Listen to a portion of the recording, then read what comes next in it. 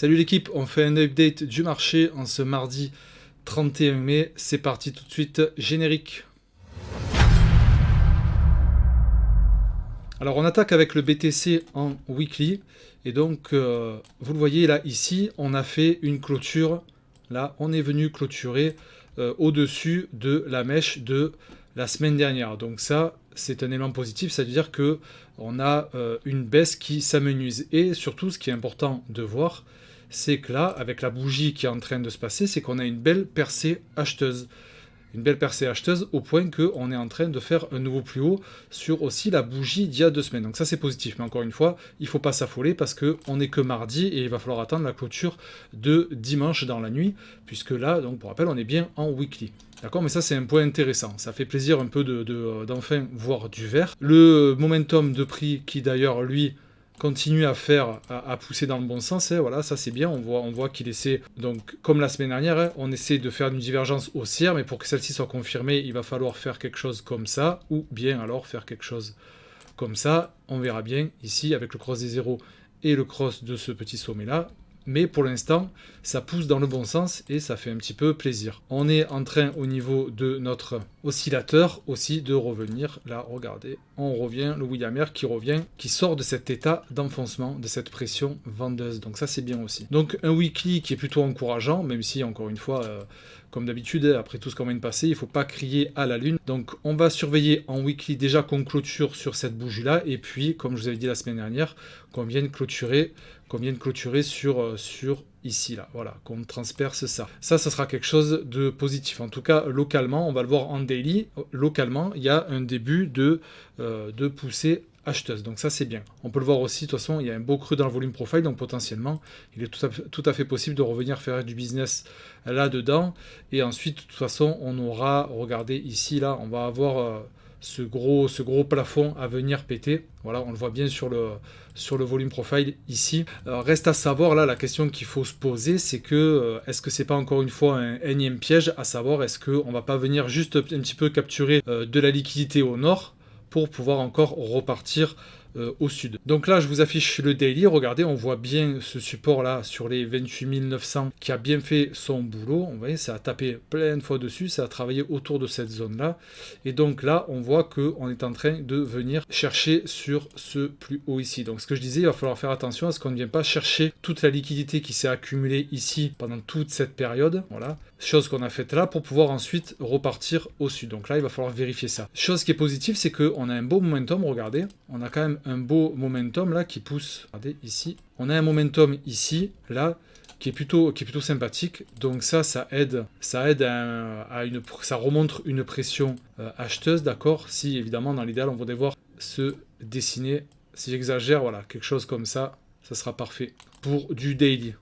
Maintenant, si on reste dans cette dynamique haussière, on va voir un petit peu quels sont les objectifs. Donc je vous affiche le Fibo ici et on a déjà le premier arrêt donc au niveau des 34 900. Donc c'est un niveau qui va être important à surveiller en cas de continuité de poussée acheteuse, puisque non seulement on va avoir donc ce niveau-là, je vous disais, à surveiller pour sortir de ce range-là de manière positive, et puis on va avoir ensuite le premier arrêt. Donc ça, pour le scénario haussier, ok, il va falloir donc passer ce niveau-là, d'accord. Et puis ensuite, ça va être vraiment là ce plafond. Ici, on le voit, il y a beaucoup de volumes qui ont été changés à ce niveau-là. Et en plus, on a juste avant le retracement des 0,5. Donc, pas mal de barrières à venir péter.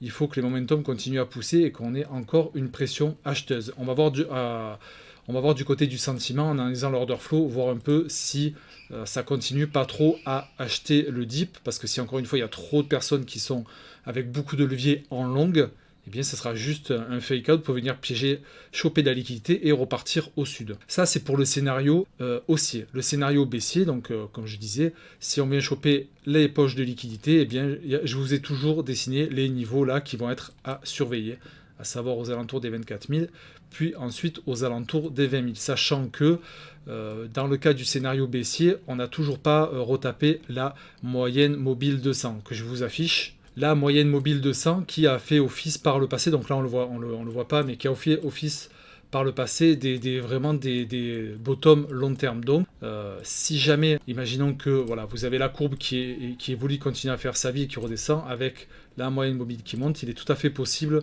là, dans le scénario baissier, de voir ce scénario se réaliser. Donc venir taper, là, venir mécher cette moyenne mobile 200. Encore une fois, c'est un scénario qui est possible, il faut le garder en tête, en plus donc des niveaux que je vous ai dessinés. Donc on a vu le momentum du daily, maintenant on peut regarder un petit coup en 4 heures, comment ça va, et en 4 heures, on a aussi un momentum, là, qui est boule. Regardez, hein, tout ça, là, ça, tout ça, c'est boule. Donc ça, c'est intéressant aussi.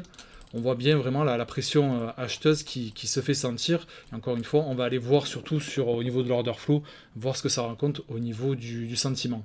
On peut surveiller aussi les moyennes mobiles, là, vous les voyez, en bleu ciel et en jaune, les MA 9 et MA 13, donc du coup, qui ont déjà cross bearish à ce niveau-là. Et donc là, elles sont en train de se resserrer, donc ça aussi à surveiller. Si ça recross bullish, ça sera intéressant, même si c'est pas un signal fort, attention évidemment. L'idéal du signal fort, c'est en weekly. Voilà, si ça commence à cross en weekly, ce qui n'est pas du tout le cas, regardez, on est encore très écarté. Mais pour rappel, c'est un signal qui n'est pas déconnant, puisque je vous laisse voir, à chaque fois que ça cross bullish, vous voyez, vous avez quand même des belles percées et des beaux mouvements. Donc ça, c'est à surveiller. Du coup, on va regarder du côté de l'order flow. Du côté de l'order flow, donc on a eu, pendant cette latéralisation, là, ici, on est en échelle de temps 6 heures, une bougie égale 6 heures, d'accord. On a latéralisé donc un moment ici, avec, malgré tout, un open interest qui montait. Donc l'open interest qui représente les shorts et les longs, et on peut voir que depuis ici, là, depuis le 28, on a enfin le ratio long-short qui repasse clairement en faveur des shorts, et on peut le voir ici, une nette diminution, voire limite dans le rouge ici, donc ça c'est intéressant. En fait, l'interprétation que j'en fais, moi, c'est que on peut voir vraiment sur ce niveau-là, là, sur ce dip, là, quand ça a replongé encore ici, la majorité a commencé à envoyer du short. D'accord, on peut le voir ici, on a à chaque fois des petits spikes rouges là comme ça, le Fung Y qui est dans le rouge. Donc moi la lecture que j'en fais, c'est que là il y a eu une tendance de majorité au short. D'accord, ce qui a fait qu'on est venu là déjà un peu punir, puisque on a dégagé les shorters qui étaient sur ce niveau-là. Regardez, eux ils se sont fait dégommer là. D'accord, pas eux encore. Maintenant les prochains ça va être ceux-là. Je vous refais. Voilà, les prochains c'est eux. D'accord. Mais là, eux, déjà, ceux qui avaient leur stop loss ici se sont fait dégager. Après, on a, donc, comme je disais, l'open interest qui monte, mais malgré tout, regardez, au niveau des liquidations, on n'a pas énormément de liquidations non plus. Là, pour le moment, on le voit, d'accord. Donc, l'open interest, là, qui a clôturé sur ce niveau ici, on le voit là, un petit pic de liquidation, mais c'est pas extrême. Moi, surtout, le lien que je fais avec ça, c'est donc, déjà, je pense que donc il y a une majorité de shorts à ce moment-là, c'est pour ça que le mouvement repart un petit peu au nord, et surtout, on a quand même, malgré tout, je vous montre les spreads. Regardez, on a les spreads en weekly qui sont quand même franchement négatifs. Alors, ça dépend des exchanges, mais là, en tout cas, c'est Binance. Regardez, on a des spreads qui sont franchement négatifs. Donc, quand même, une bonne pression. On a une bonne pression vendeuse depuis un sacré moment, et donc il va falloir à un moment donné qu'on se retourne. Regardez, hein, si on prend l'historique, ça fait un sacré moment qu'on n'a pas eu des spreads aussi négatifs comme ça. Donc je parle de Binance. Là, je sais plus sur quel exchange c'est, il faut que je regarde. Coinbase, ok, on va regarder là. Ici, pareil, ça, je crois que c'est FTX.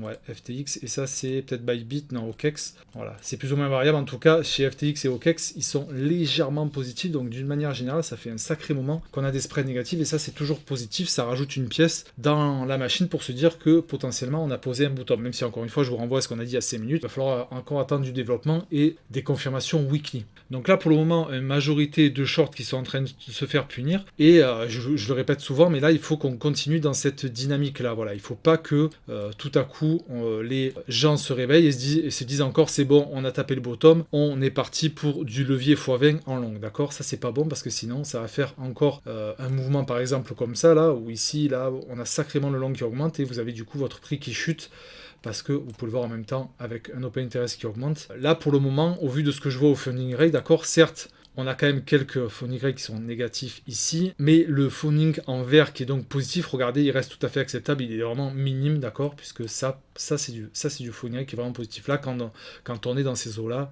ça reste très très faible. Donc quand même, on voit aussi une petite résurgence de Fogna Grey négatif. C'est léger, mais c'est toujours ça. Donc, il faut que ça continue à pousser dans ce sens. Il va falloir venir liquider tous les shorters. Parce que des shorters, je me remets sur la courbe là, mais il y en a un paquet quand même. Parce que là, depuis tout ce moment-là, si on est en échelle de temps weekly, là, tous ces gens ici, donc qui sont là, ici, ici, ici, il va falloir au bout d'un moment les dégommer. Reste à savoir quand.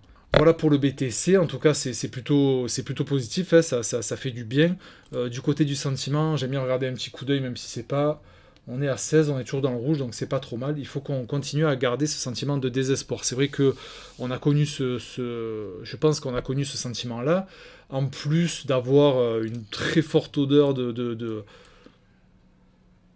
désintérêt sur les crypto-monnaies, donc à voir comment ça va se passer. À tout moment, là, il s'agit aussi d'un feu de paille, et puis on va rester dans ce range-là. Donc n'oubliez pas ce que j'ai dit en début de vidéo, on surveille les niveaux que je vous ai énoncés. On regarde un coup d'œil, ça fait un moment du côté des contrats options. D'ici, on va regarder un petit peu toutes les clôtures des gros. Là, on est à 30 000, 29 000, 30 000... 35 000, ok, donc 30-35 000, ok, bon. Donc du coup on se retrouverait à peu près, on resterait 30-35 000, qu'on le veuille, voilà, que ça fasse plaisir ou pas, on reste malgré tout au niveau des contrats options, eh bien on reste là, ici, là. On reste dans ce range-là. Donc il va vraiment falloir casser ça en weekly, clairement. Voilà, il faudrait clairement casser ça en weekly pour espérer un début de reprise de dynamique haussière, même si encore une fois c'est pas tout, parce que regardez, pour rappel, hein, ici on avait cassé, hein, là regardez, cette bougie là, on avait notre cassure ici en weekly, et pourtant on est juste venu chasser la liquidité et bam, on a repugné tout le monde. C'est pour ça que je vous dis qu'il faut faire attention à la chasse aux liquidités, parce que le marché fait ça depuis un moment. Et puis c'est aussi un marché, je me remets en daily, c'est un marché à chaque fois qui vient retracer dans les zones de rechargement de longue. Regardez ici, là, sur ce mouvement-là, on est venu retracer dans la RLZ ici. Voilà. D'accord, donc là, est-ce que ça va faire la même chose pour Sissi? C'est tout à fait possible. Là, à savoir revenir jusqu'ici.